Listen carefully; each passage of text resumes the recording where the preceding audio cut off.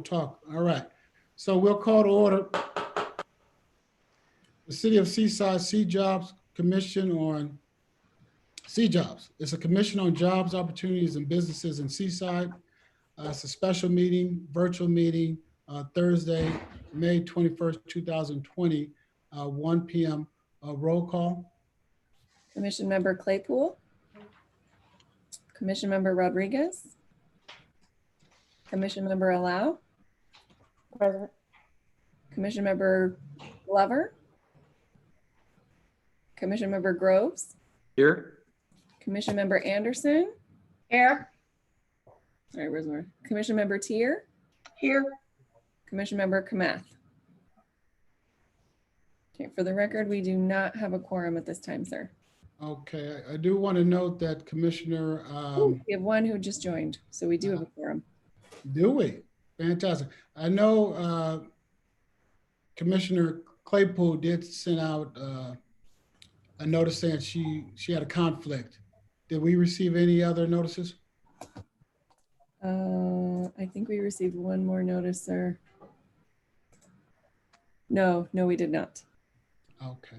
All right, but we do have a quorum, so we will begin. We know this one was a, I need to excuse myself for a second. Hold on. that's okay. It was a hastily called meeting. We know you guys are busy, so we'll just get right into it. Review an agenda. I think everybody has an agenda. Okay. And then I'll open up public comments.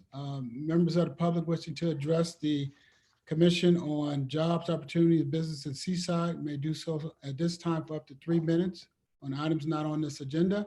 For those items on the agenda, we will hear your comments underneath public comment for up to 3 minutes. For the benefit of the public, please state your name. Public comment is now open. I will go to our City Clerk, Assistant City Manager, Leslie Milton. Do we have any public comments for this meeting? No, sir, we have not received any public comments via email. Okay, we are going live, so we may have some in a few minutes on any agenda item. All right, next is number 4, which is business items, introduction of members. So we can go in a, let's just say a succinct manner. Leslie, can you just call out the members as they are in the roll call, and then we'll ask the members to just, I guess, restate their name for the public, and if they want to give a 30-second, 40-second synopsis of what their thoughts are, maybe some of their background, and we'll just go through it like that. Okay. Commissioner Groves, would you like to go first? Oh, you're muted, sir. Thank you. I turned it off and forgot to turn it on. I'm Alan Groves. We live in Seaside Islands. I'm an economist, financial economist, worked in several banks and insurance companies, and ran a business of my own for about 10 years while we lived here in Seaside. Been here for almost 15 years now. Live here with my wife, Camille. We're happy with Seaside. We love this place, and I hope that we can, in some meaningful way, contribute to the entrepreneurial growth and development of the city.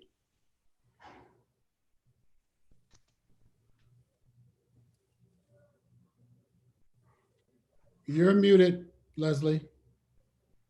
Sorry, sir. We have 2 additional staff members who are trying to get on the call to make sure they're available for you. So the next person, Miss Anderson, please. Yes, my name is Joy Anderson. I am I'm currently retired. I still dabble a little bit in marketing and public relations. My background has been in hospitality for about 46 years. I also served as interim CEO for the Monterey Peninsula Chamber of Commerce, and I'm currently still on the board. I was board chair back in 2011. I've been a resident of Seaside for a little over 40 years. And I guess that's it. Oh, I am also slated to be the district governor for Rotary District 5230 starting July 1st. Wow. Hey, Commissioner Tier, please.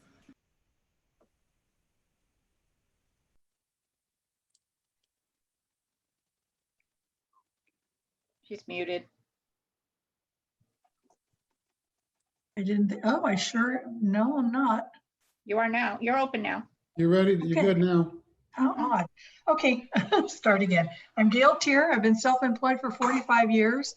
My employment is real estate investing, renting, owning, selling, even though I'm not a realtor. I've been in Seaside for quite some time, even before I actually lived here. And I'm very much fallen in love with this city. I'm here in the hopes of improving Seaside, how it looks, its reputation, and aiding in making it a destination and no longer being overlooked, because I think it's wonderful here. Okay, and Commissioner Glover, please. Hi, my name is Ron Glover. I'm a proud Seaside resident since 1971. Involved in property management, business investments, and just interested in seeing Seaside grow and have a chance to attract businesses that are not here, as well as helping those that are here survive and thrive.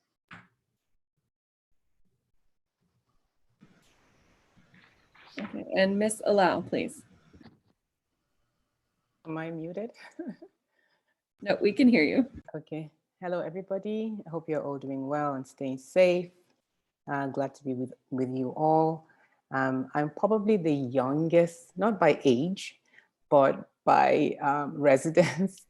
I moved to Seaside in 2019 after living overseas for a few years. I was teaching. I was a I was a lecturer at a university in the Middle East for 3 years. I taught organizational behavior, business negotiations, management, marketing, et cetera, et cetera.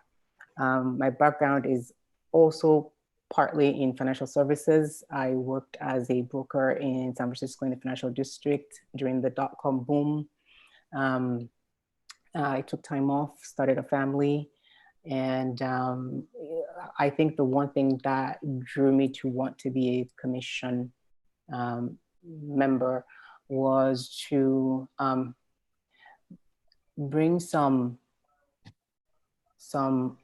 additional opportunities. I see the Seaside is doing very well, thriving. Small businesses are making the economy buoyant. So anything that I can do to particularly increase minority female participation in the discourse, I think would be good. So that's what I look forward to doing. And of course, bringing immigrants on board too. Thank you.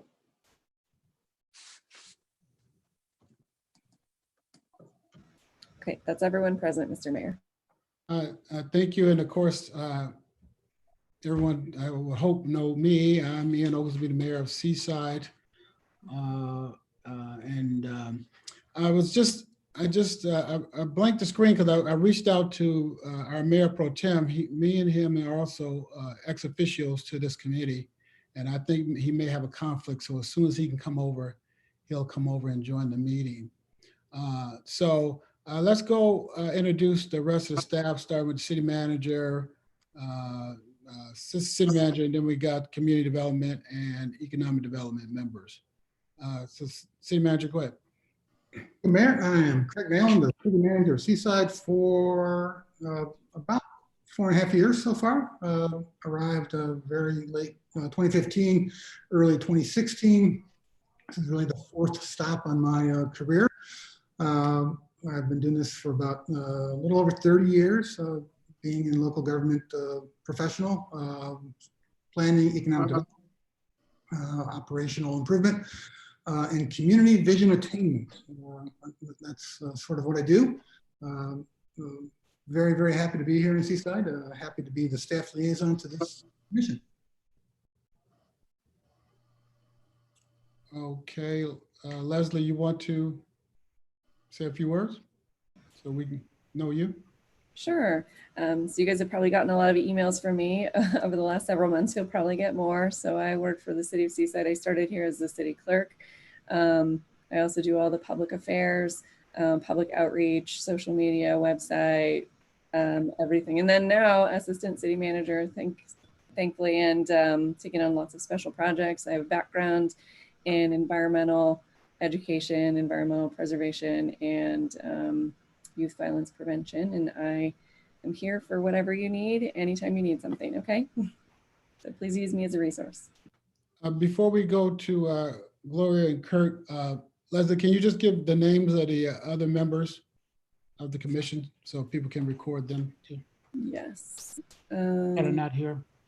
Yes, let me pull that back up. I apologize. I just closed that document.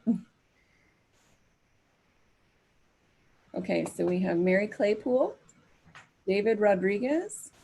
These are the people that are not present. Don Jordan and Shayam Kameth. I apologize if from CSUMB, I probably mispronounced his name. Those are the people that are not currently on the call today. Okay, so Mrs. Stern, can you go ahead and introduce yourself, please?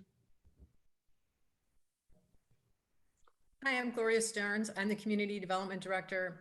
I do your community development, economic development, I do housing, and I also work with a lot of the businesses. So you'll find me walking the streets on Broadway and Fremont all the time.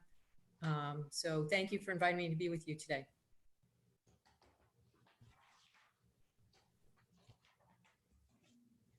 Mr. Overmeyer? Thank you, Mr. Mayor. I'm Kurt Overmeyer. I'm the Economic Development Director. I have been working in economic development on the Central Coast here for a little bit more than 12 years. And before that, spent 8 years working in West Sacramento and a few other places, and have about 20 years of experience in economic development. Okay. Did we capture everybody? I believe that's it. All right, so the introduction members is A, and then B, review C-Job ordinance. Everyone should have received a copy of the ordinance. Did anyone not receive it? As you reviewed it, is there any questions or comments or concerns? Or, yeah. I didn't receive one. Oh, you didn't receive one, so we will, Leslie will send you one as soon as possible. Okay. Anybody else have any comments? You guys can unmute yourself, but just be careful about speaking over each other and the background noise. So I would like to receive one as well. I'll email it to the entire commission right now. okay. Thank you. Okay.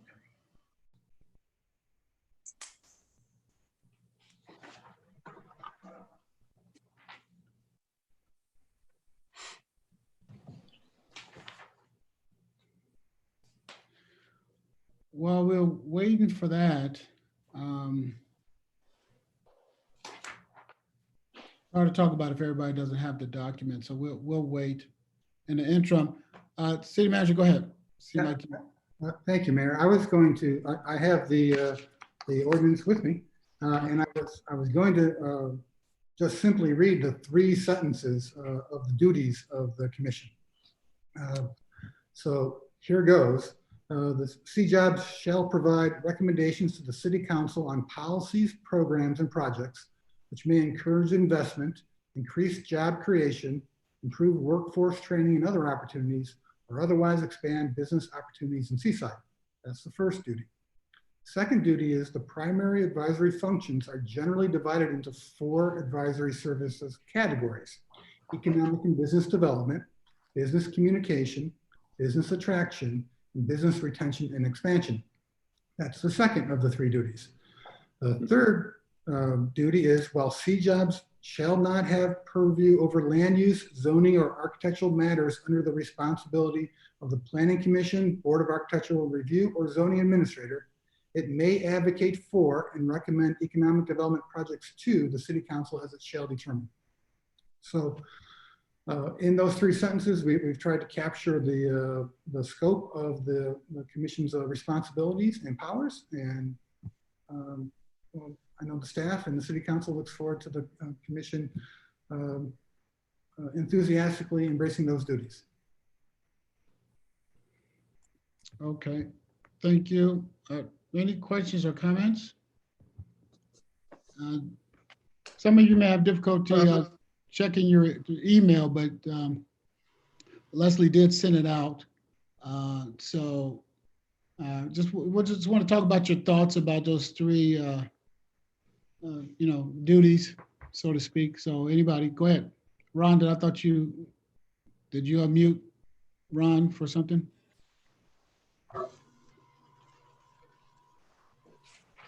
No, I didn't have a comment. I was just didn't want you guys to hear the printer.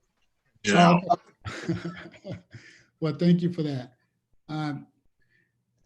Joy, what are your thoughts on, this is our inaugural meeting, so, we're just going to go around the room a little bit. And even though, we're in the middle, and some people say the beginning really of this pandemic and going through it, the object of this commission is to really remain at that 30,000 foot level and be a resource for the city to engage the thoughts of the community. If you look around, like Alan said, we're going to see you guys the contact and some of the background of the members. And when you see the background of the memberships, the vast array of intellectual experience that you guys have, and luckily for Seaside, you live in the city of Seaside, and it may be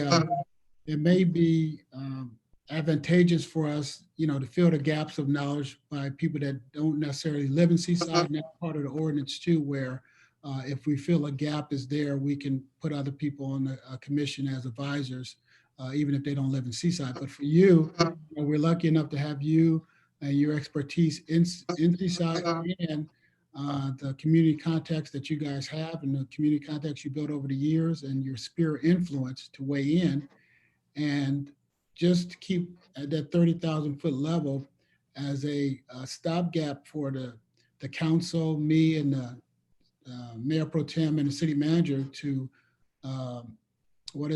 bounce ideas off you guys, and you guys look at the bigger picture, wider picture, and then give suggestions on what Seaside should be looking at. Not necessarily what we should be doing, but it's just, the brain power that you bring as a group working together. I didn't want to miss that opportunity. So that's why you're all here together.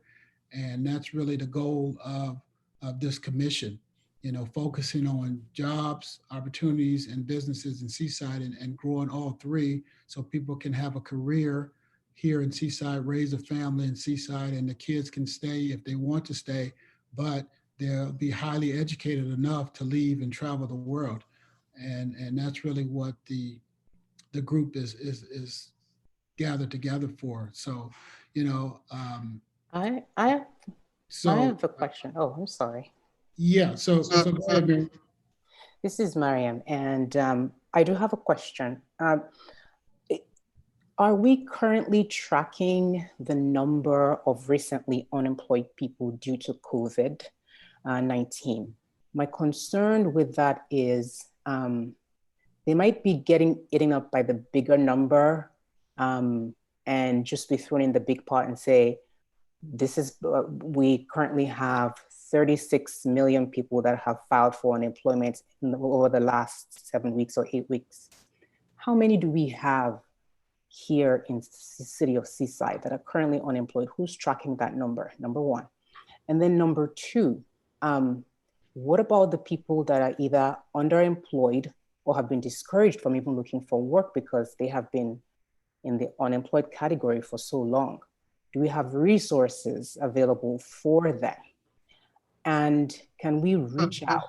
So is there a mechanism where maybe some people from your staff are repurposed and say, okay, you're going to be calling these people to let them know that there are resources available, for retraining purposes. Maybe they can take classes, virtual classes at MPC, and then incentivize the businesses that absorb them. Probably they get some kind of grant or something.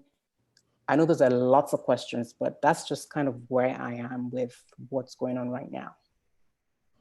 Those are excellent questions, and I think we're all there. But again, we want to remain, maybe everybody shouldn't be unmuted, but we want to remain at the 30,000 foot level because again, for example, we know how many people are unemployed in the United States. We know how many people are unemployed in California, and maybe we can get the numbers for the county. But to break it down for Seaside, where do you get those numbers from, and are they true?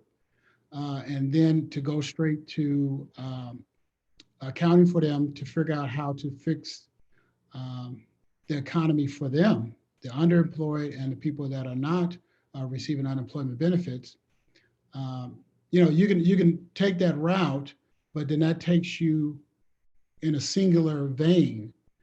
And so what we really want to look at is overall, how do we bring, again, jobs, opportunity, and business to Seaside?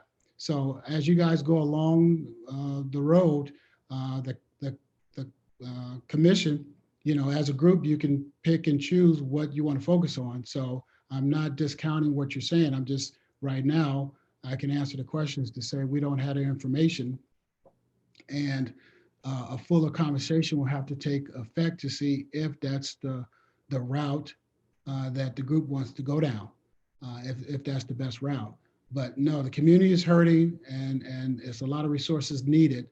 And we could definitely try to figure out some of those answers to your questions, Miriam, about some of those numbers and what's being done. And I think Gloria Stern and Community Development can tell you about the resources they're providing down at Seaside Create for people unemployed and business people. But until we have a better estimation about, does it make sense for us to spend the money? And right now, we're going to be honest with you, we're going to talk about that tonight on the council. Does it make sense for us to carve out monies to make sure our small business people, our business people, are helped through this crisis? So it's business people need help. It's the unemployment. It's all of our residents hurt in different ways. So it's going to be up to the commission to, with the little guidance from the city about where we're at and what you guys want to do to bring that information back. But I thought those are good questions. Just to go to the question, but just a moment, Alan, let me see if okay, go ahead, Alan, and then I want Gloria to jump in to just give you guys a background on, we are doing stuff, but I don't want you to think that as a group is about solving or responding within the next 40 days for the corona pandemic. Right. Because you're not going to be able to do that. So go ahead, Alan. No, I was just going to say maybe it is the next 40 days. I've been coaching my daughter on how to get a PPP loan, and she's been successful. Been coaching a neighbor here on how to apply for unemployment for the first time in his life. And because he's self-employed, you wouldn't normally think he could. So I guess what I'm saying is, how do we reach our residents here who are in those situations? How do we let them know of the opportunities that are there, so that they can take advantage of what there is already, not from the City of Seaside funds, but from outside funds? Yeah. No, that's a good question we've been doing. I'm gonna go and ask if there's any more questions, because I know Ms. Stearns she has an answer to those questions, and, Great. and I'm glad for you to answer them. But that way she can wrap up some more information. So is there any other questions around that line of conversation that you guys may be, what are we doing for, how is Seaside being more of a resource for the unemployed and the small business owner? Okay, so Gloria, and if you want to say something, just put your hand in front of your face, and then Gloria, do you please add to that? Yep, I'm ready. So these are great questions, and I'm glad these are the right kinds of questions, and I'm glad you're asking those questions today. So first of all, rest assured that even though our numbers of staff is declining right now, we are still serving the business community and the residents. And first of all, the business community, we have about 1,500 business emails for City of Seaside businesses. And we've been reaching out to them through email, asking them specifically what kind of help they need. It's one thing for a lot of us to sit there and say, I think this might help them. We also do it where we go directly to them and ask, what is it that we can do to help you today? And we know that that answer is going to change over time. So we're going to keep doing it and keep doing it. And then as we have different resources available for them or different programs they need to know about, we let them know that too. So for example, Alan, you mentioned the PPP loans. We have been letting people know about those as well as the EIDL. We also tell them to keep trying. A lot of people get frustrated and they give up, and we tell them to keep trying. The other thing that people aren't always aware of either is that Monterey County has a microloan available through the SBDC, and we're promoting that as well. So that way they're aware of that option. And the Monterey Peninsula Chamber of Commerce is going to be promoting a loan. And while that one is heavily funded by the city of Monterey, and so preference may go to Monterey businesses, Seaside businesses are eligible too. So I talked with Frank Geisler, and our businesses are encouraged to apply because they can get those funds too, because part of the community foundation put money into that fund. So we tell people about these options, and we work on different options for them. So for example, tonight at council, our mayor and the rest of the council are going to be discussing what are some ways that we can help the businesses. And I'm pretty sure they're going to get into a topic of how could we use some of our CDBG funds maybe as loans, either through our regular CDBG or our COVID CDBG funds. And we'll be having a rousing discussion about that. It's as exciting as CDBG gets. And there's another, we keep trying for different things too. So for example, I know that Kurt Overmeyer is on this call as well. And I know that Kurt is writing a grant opportunity right now to see if he can get funding from the EDA, which would be another source of funding to provide loans for businesses. So we keep trying to reach out to people. As far as the unemployed and helping them specifically, that's a little harder. We don't have individual emails for people. So we have to try to get them through groups, and we have to let people know that we help them. So we try to work with our nonprofit partners. We try to work with different businesses. I am not a Spanish speaker, but I work with some of our Spanish speaking businesses. So I ask them to reach out in Spanish for me, and they do that. So it's really kind of nice that we have this like little network and team, you know, that's informal here in Seaside. That's the great part about our city being this size. We keep trying and we keep reaching out. So I'll stop talking. And if Kurt wants to talk about EDA, maybe that might be the next step.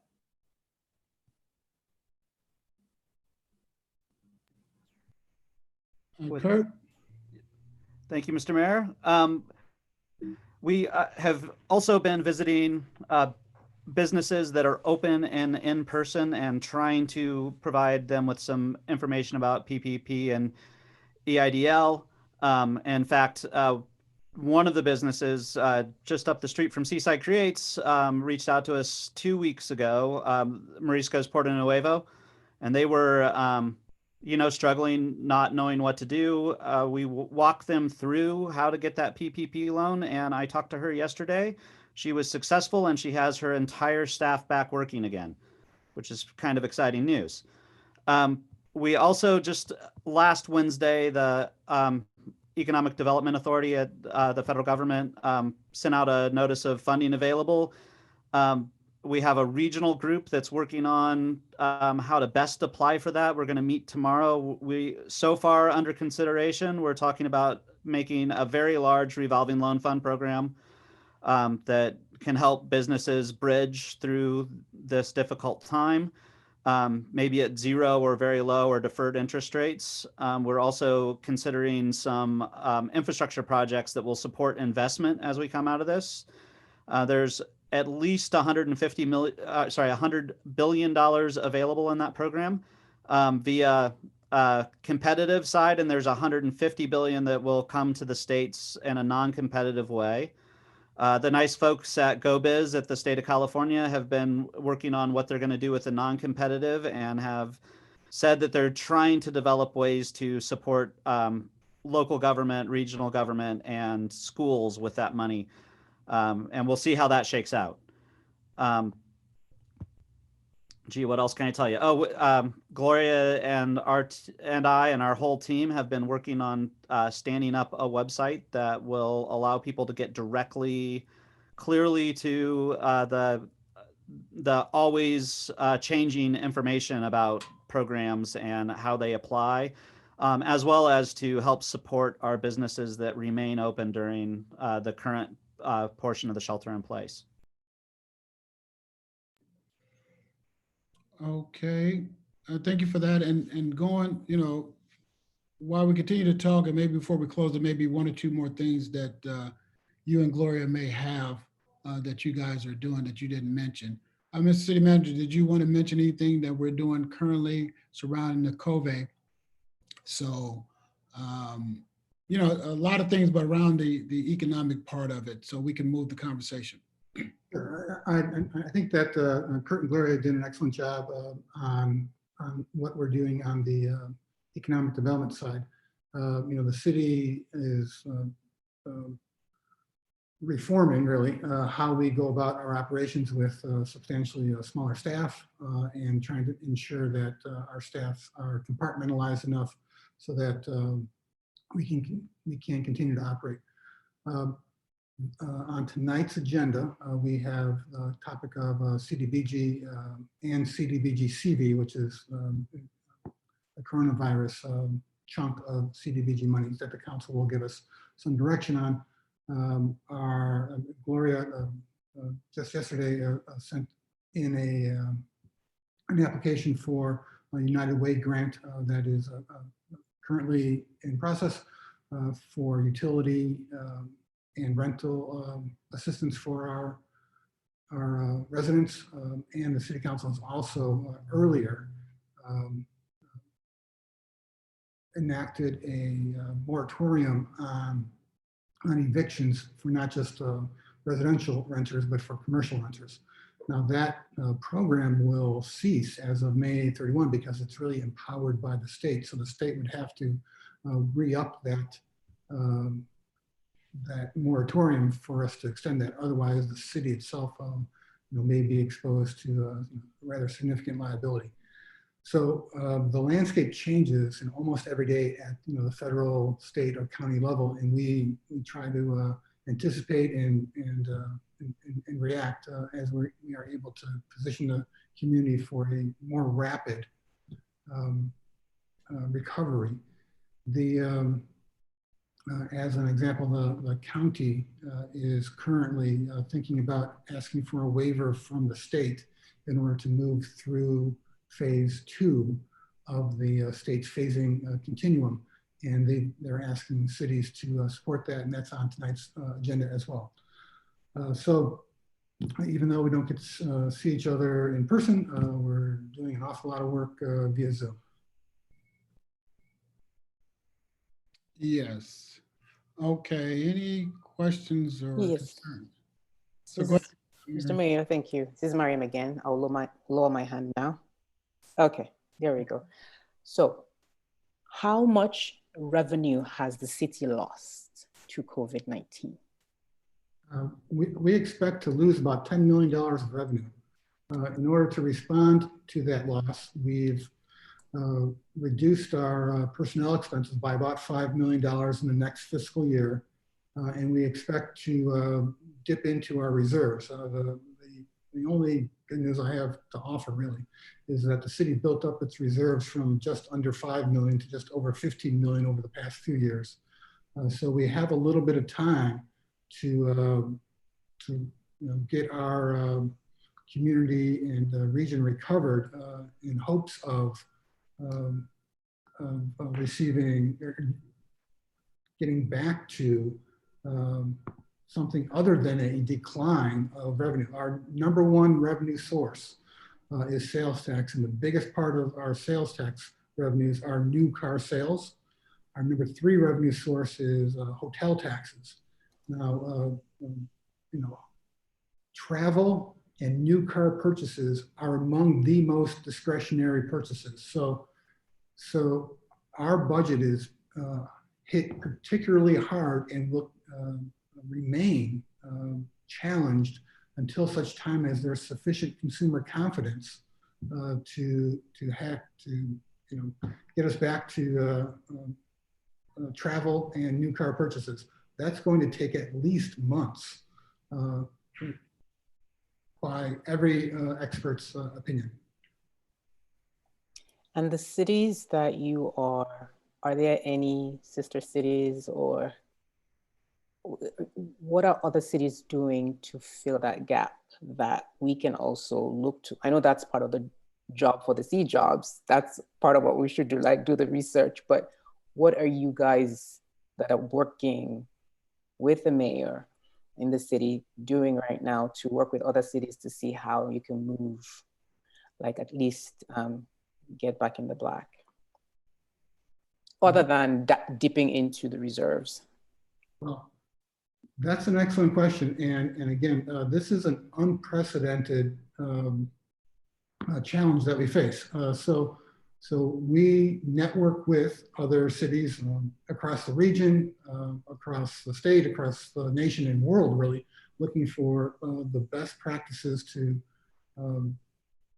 both reorient the way that we deliver services and reduce our expenses, as well as try to get back to something other than revenue decline in our number one and our number three revenue sources. Let me just jump in for a second. It's two things for the group. First of all, the 10 million is a rolling number, right? That's what we guesstimate now, but that decrease will continue even if we open up the economy tomorrow, because like the city manager said, who's going to return? That's the question we don't know. How many people will return to spend their disposable income? At what level will they spend the disposable income? And then the magic is, are they going to spend it in Seaside? Right? So those are two things we cannot answer. No one can tell you the answer to that. We know before that, we don't know the number exactly, but we know there's leakage. For those of you that are not sure of that, or particularly on the YouTube, is people in this community spending money in other cities, and we don't know how much that will continue. So one of our things is the city will try to stand up a very shop first in Seaside, shop in Seaside, spend all your money in Seaside. That's a given. And then the second point is all the cities in California are suffering the same because people are not allowed to go out and spend money. And on the peninsula, the main thing is the tourism, which is the hospitality and food. And like the city manager said, is our TOT is second, and then car sales is the third. And again, you may be able to come out and spend your money. You may even have a job after this COVID-19 crisis, but are you in the market for a new car? And so this is a very special time and important time for this commission to stand up and be thinking about not the next 45 days, not 90 days, not the end of December, but I want you guys to take us into the new year and and I try to stay away from the wording of new normal, but I use it to grab your attention to say, what will we look like in this economy that's going to be here? We don't know if it will return to the levels that it was. Would a Dow Jones return to the level that it was? Well, we figure that it won't, but Seaside has to survive. It will survive, but how do we grow after the bottom? And we don't know when the bottom is, because if another peak happens at the end of the summer, will it affect Monterey County? And how much will it affect Seaside? So that's the object of, when we want to grow, we're asking you guys to, when you see Seaside in the future, 2021, what do you see? You know, is everybody at the table, as all boats are being raised by a rising tide? I want to make sure no one is left behind, but what type of boat are we offering? You know, what are we doing for the community? So it's an opportunity for you guys to weigh in after the research, after you do your thoughts, after you gather the data. But that's really what we're focusing on now. And I thought Miriam had great questions, and Alan, you had great questions, particularly about filling out the forms for the PPE. And I don't want any small business owner or anyone to miss that because they are not comfortable filling out the forms. And I know they can go down to Seaside Creates and get them done. And we had to figure out to answer some of the basic questions that Miriam's asking right now. But the object is to take that information and over the next several months, you guys think among yourselves and reimagine what can be a sustainable economic development engine for the city of Seaside. I think you guys hear it on the news all the time. It's kind of like trying to build a plane while you're flying it. Well, you know, we're going forward. We had to move forward. We had to pay our bills. And I'll stop after this. Going back to Miriam's point is what cities were doing is, you know, we are in the black because cities have to stay in the black. We can't go in the red, you know, unless you want to become Stockton. So we're not going to go in the red. But so what we did, we had to ask for givebacks from, I believe 10, city manager can correct me if I'm wrong, 10% from the employees and the unions and our starting with the city manager all the way down. Everybody took haircuts. Everybody took a reduction in pay or either time at work furloughs. We closed down City Hall on Fridays. We stopped travel. Non-essential hires were stopped. So we cut or reduce our spending as much as possible. Then we asked our employees to give a little bit of money back, which they did, and we're proud of them for that. We still were able to maintain our fire at the strength it was before COVID. Our police are doing a wonderful job, but we're always looking to add more police if they're needed and required, and other services. And then because of the work of the council, the mayor that was preceded me, Mayor Rubio, and the city manager, they were able to grow the reserves to a level where we took some money, about $5 million out of the reserves, $5 million matched from cut expenses, and we met that $10 million gap. But I started off by telling you that's a rolling figure, and we won't know how much that will increase over the next several months until we see how many more people come out, where they spend their money, how much they spend their money. So we may have to reduce some services or expenditures again, but I want you guys to ask the questions you're asking, but we're going to switch to over the next several months of you looking way out and what is Seaside going to be in 2021, 2022. We know we're going to have our hotel and we know we're going to have our car sales, but is there other things that we can do to diversify our economic engine? All right, so having said that, let's hear your thoughts. And I was gonna go to Joy. Did you? Yeah. Yes, thank you, Mayor. I know that, you know, this whole crisis and pandemic thing has kind of taken over our lives right now, but I'm on the same page that you are. I think we have to look forward. We will get through this. Many of our businesses will survive with our help. Some won't, unfortunately, and we know that's going to happen. And I think what we have to look at is in the future, what kind of businesses can we attract here that will attract people from all over the peninsula and Monterey County to come and do business and visit the city of Seaside. So it's kind of a combination of a couple of things that I keep thinking about. What are some unique types of businesses, whether they be retail or restaurants or services that we can offer that are going to be unique to Seaside that really puts us on the map? And I think that's what I'm thinking, and that's what I'm looking at. I think Gail had said it earlier in our early conversations, is we need to make ourselves a real destination, and not just, for tourists, but for people on the peninsula.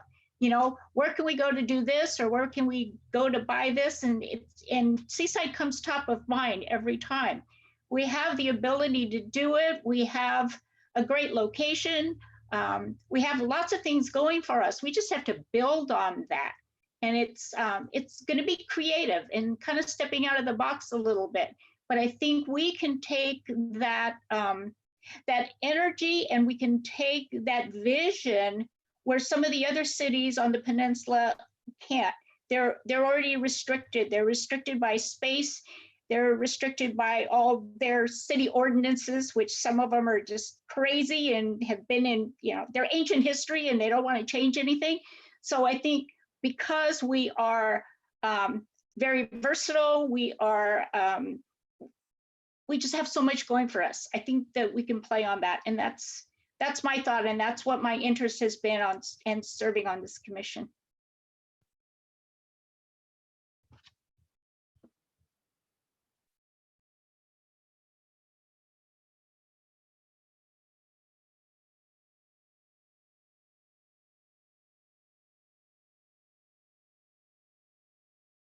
I'm sorry.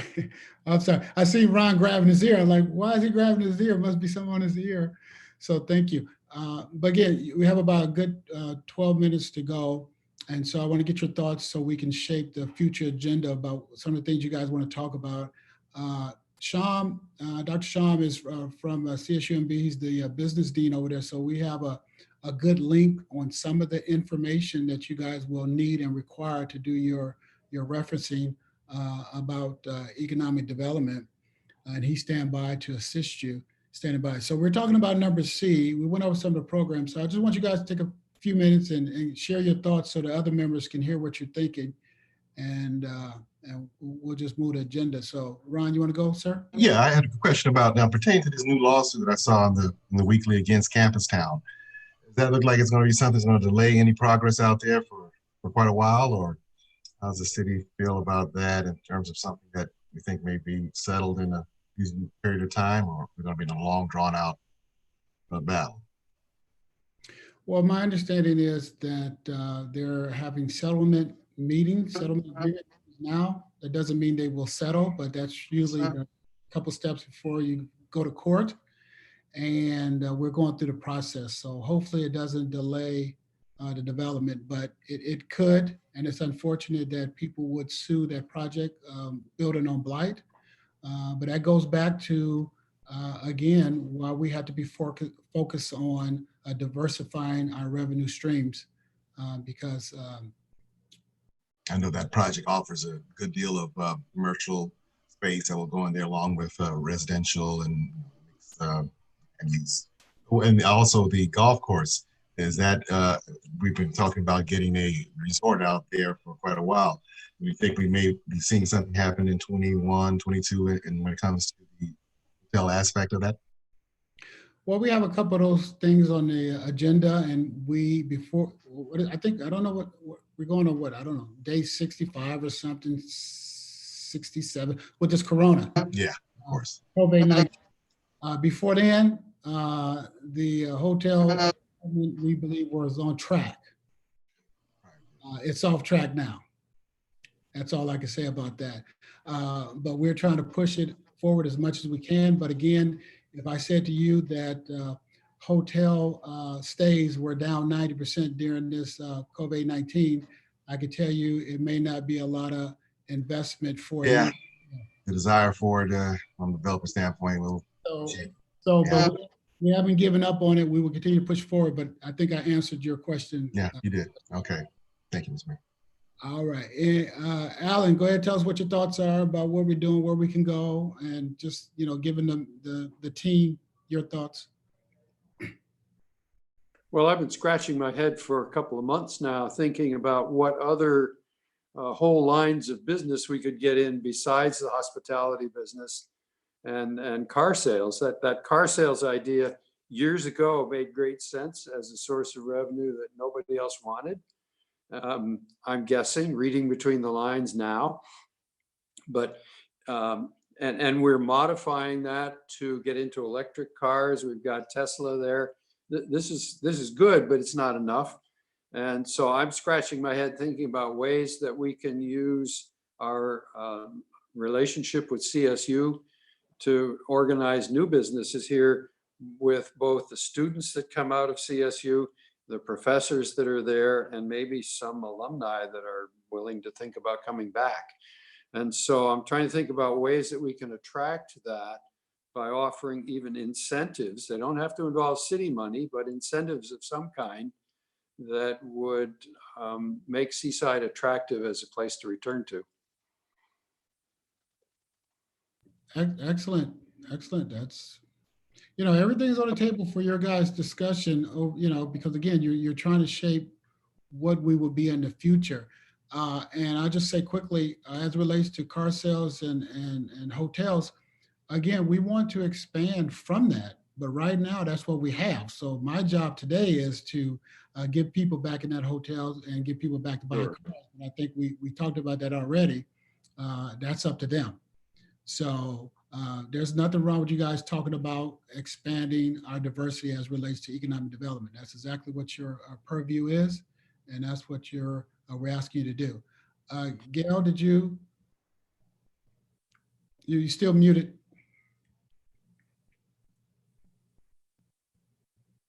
You're still, thank you. There you Okay, go. all right.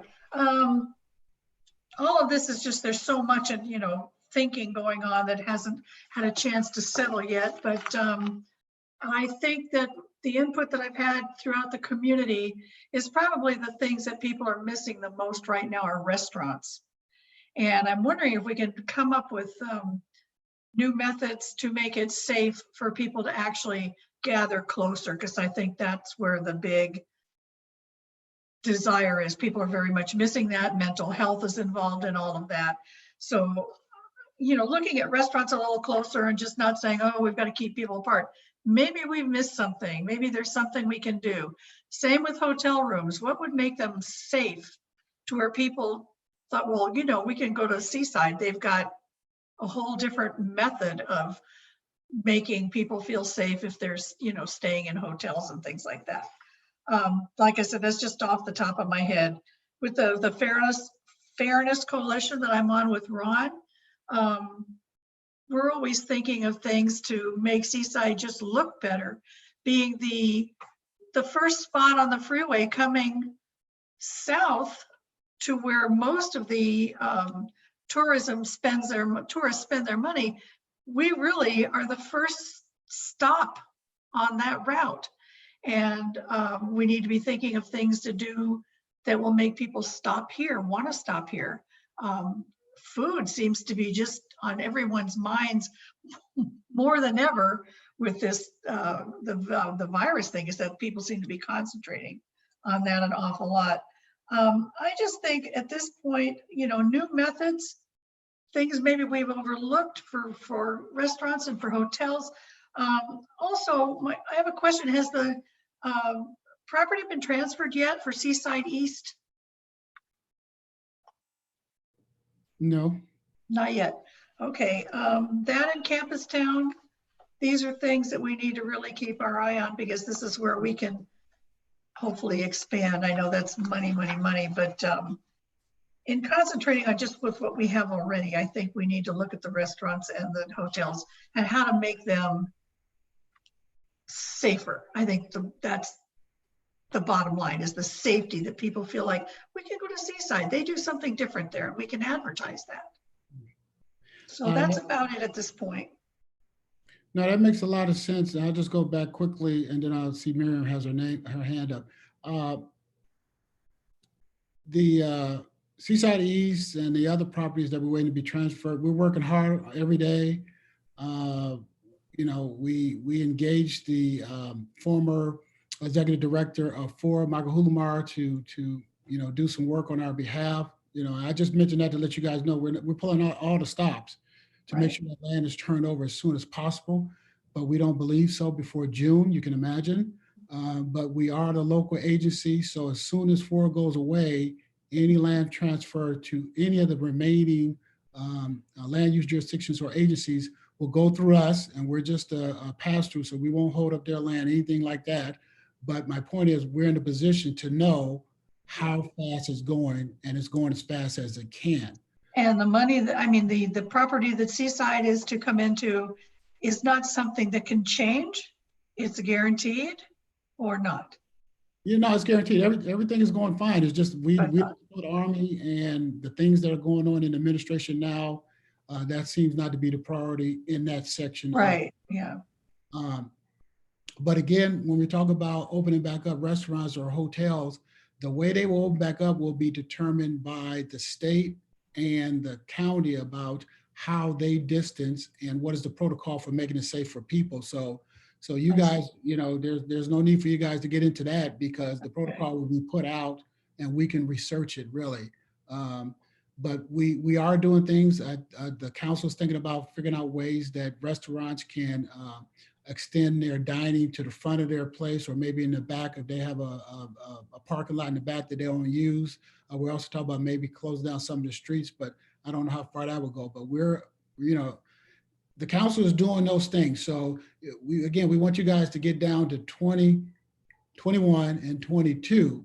And what do you want to see Seaside there?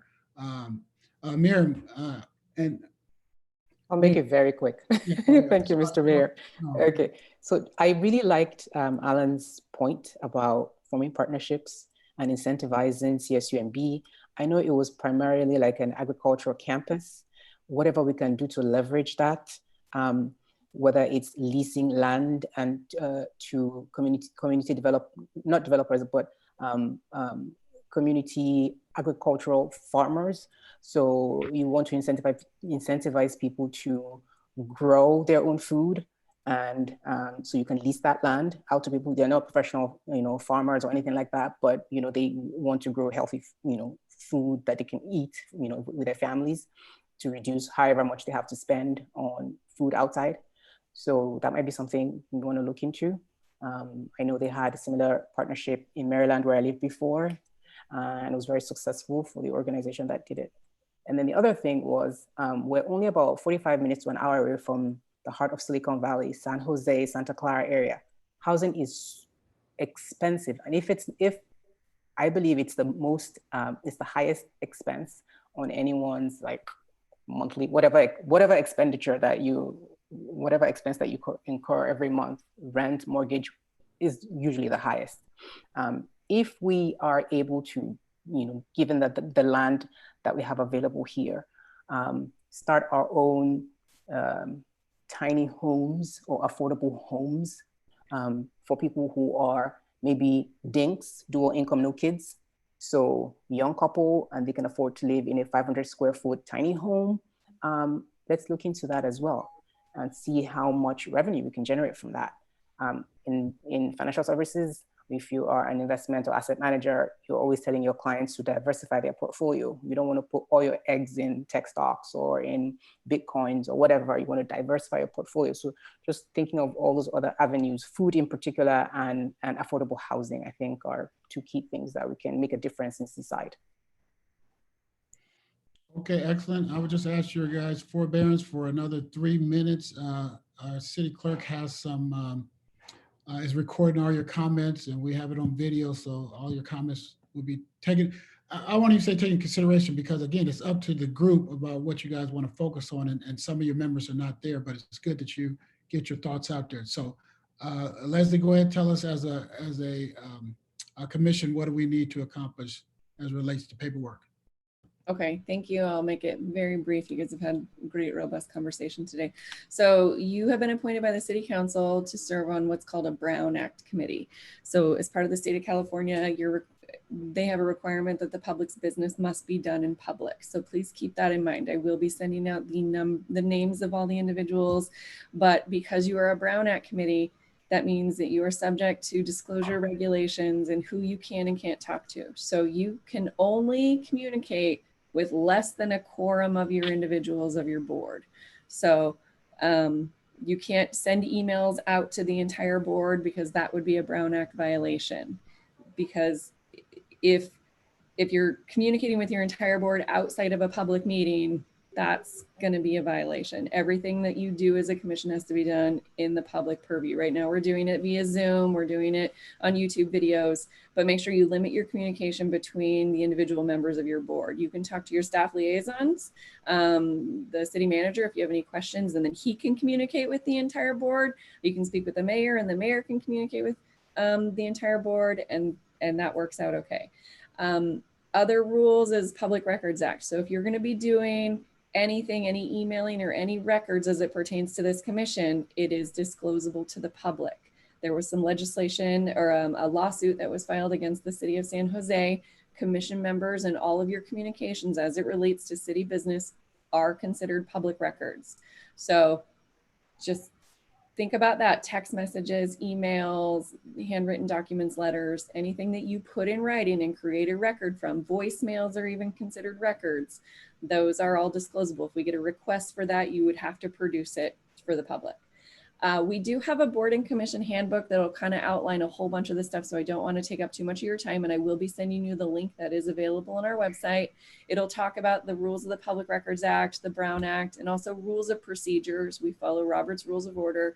It's the same way that the City Council manages a meeting. It's all about meeting management. You have a chair, and the chair will control the meeting. There's certain times when you accept public comments and when you don't. And then the final thing is regarding paperwork. So you had been sent a letter that said there were 3 things that need to be done to make your commission status final. One of them was taking an oath of office, and I think almost everyone has done that. The other one was filing a Form 700. It's a statement of economic interest. It's kind of like your taxes. You file it for the previous year. It's supposed to disclose what your financial interests are within the city of Seaside, because, and it's kind of in generalized terms, the public has the right to know if you are going to financially benefit from the decisions that you're making. And all of that has to be disclosed. These are public records. I want to make sure that's very clear. It's a document that I'll send you guys all the link again today, because I haven't received one from anyone on the commission yet. If you have any questions, feel free to ask. It's an over 30-page document, but really most people only end up filing 1 or 2 pages. The majority of it are instructions. So don't be overwhelmed by that. And then the last one is an ethics training. It's AB 1234. It's a 2-hour training. It can be conducted online. And when you're done, you just print out your certificate or you just email me a copy of it. But I'm here for any questions or any resources that you need. I'm always available. I have a quick question. Isn't it also true that that Form 700 is not required because this is an inaugural commission? No, the city council adopted it as a Brown Act commission, so it is required. Okay, thank you.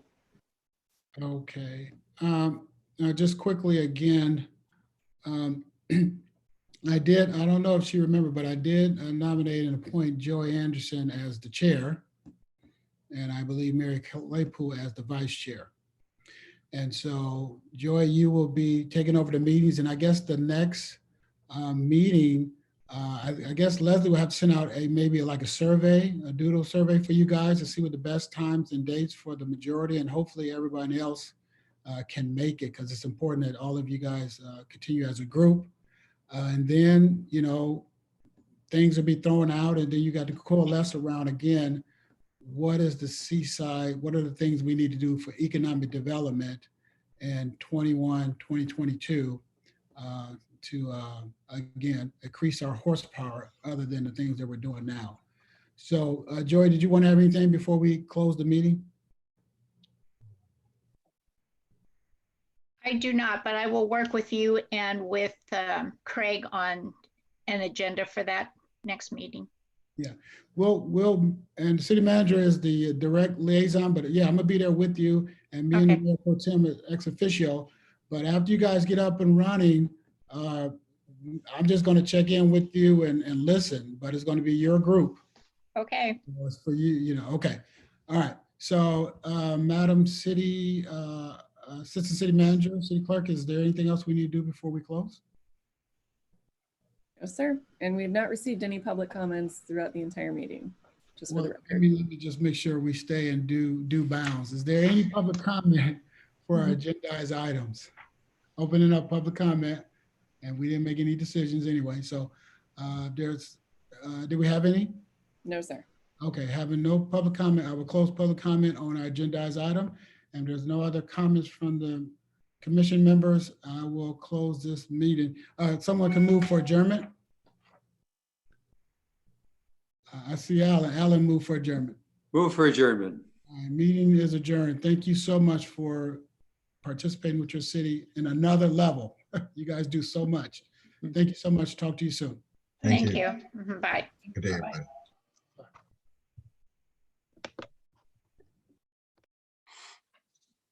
Did you leave meeting? Sorry? Did you leave meeting? I did.